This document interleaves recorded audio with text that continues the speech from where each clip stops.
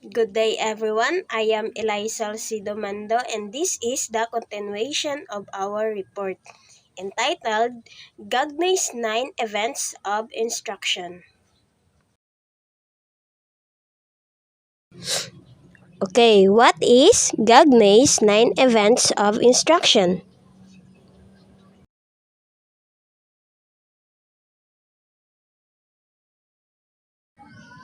When we say Gagneys 9 Events of Instruction, it proposed by Robert Gagney in 1965. A series of events that are associated with address the mental conditions of learning. Use Gagne's 9 events in conjunction with Bloom's revised taxonomy to design engaging and meaningful instruction. So, we have here the 9 events of instruction. First is gain attention of the students. Second, inform students of the objectives. Third, stimulate recall prior learning. Fourth, present the content. Fifth, 5. Provide learning guidance. 6. Elicit performance or practice. 7. Provide feedback. 8. Assess performance. And last, enhance retention and transfer. Okay, this is the definition of gain attention of the students. Ensure the learners are ready to learn and participate in activities by presenting a stimulus to capture their attention. So there are a few methods for capturing learners' attention. First is stimulate students with novelty, uncertainty, and surprise. Second, pose thought-provoking questions to students. Third, have students pose questions to be answered by other students. And last is lead an icebreaker activity. Next is inform students of the objectives. Inform students of the objectives or outcomes for the course and individual lessons to help them understand what they are expected to learn and do.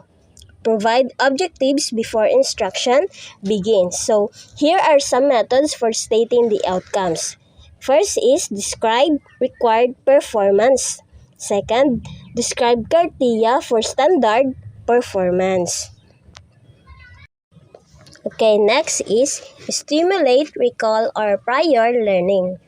Help students make sense of new information by relating it to something that they already know or something they have already experienced. So there are numerous methods for stimulating recall.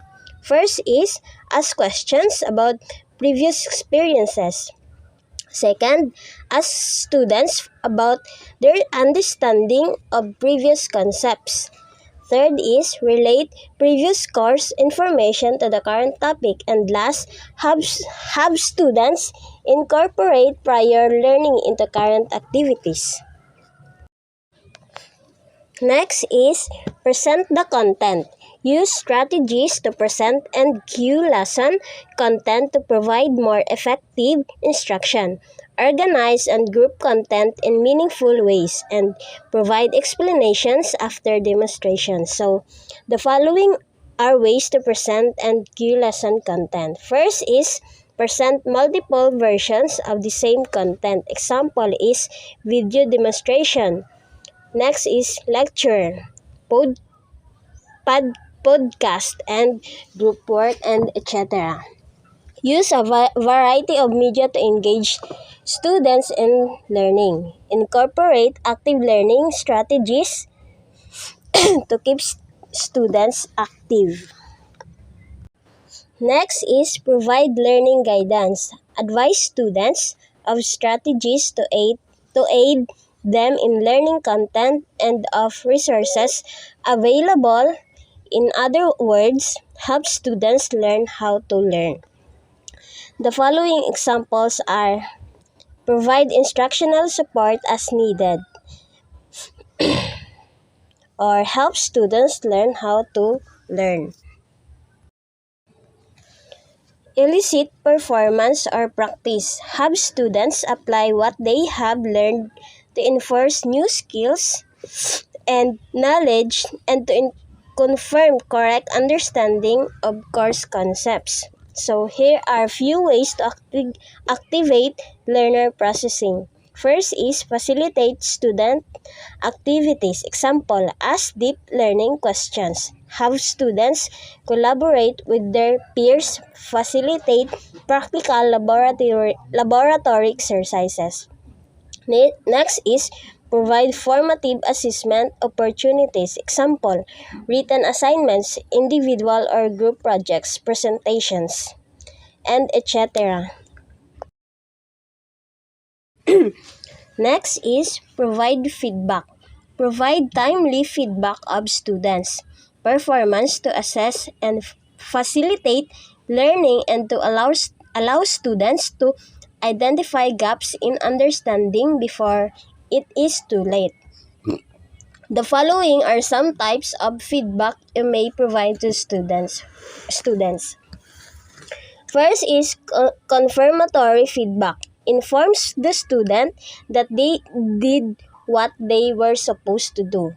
This type of feedback does not tell the student what she needs to improve, but it encourages the learner. Next is evaluative feedback. Appraises the student of the accuracy of their performance or response. Assess performance. Test whether the expected learning outcomes have been achieved on previously stated course objectives. So, some methods for testing learning include the following. First is administer pre and post test to check for progression of competencies in content or skills. Next is embed formative assessment opportunities throughout instruction using oral questioning, short active learning activities, or quizzes. Last is implement a variety of assessment methods to provide students with multiple learning. And last is enhance retention and transfer.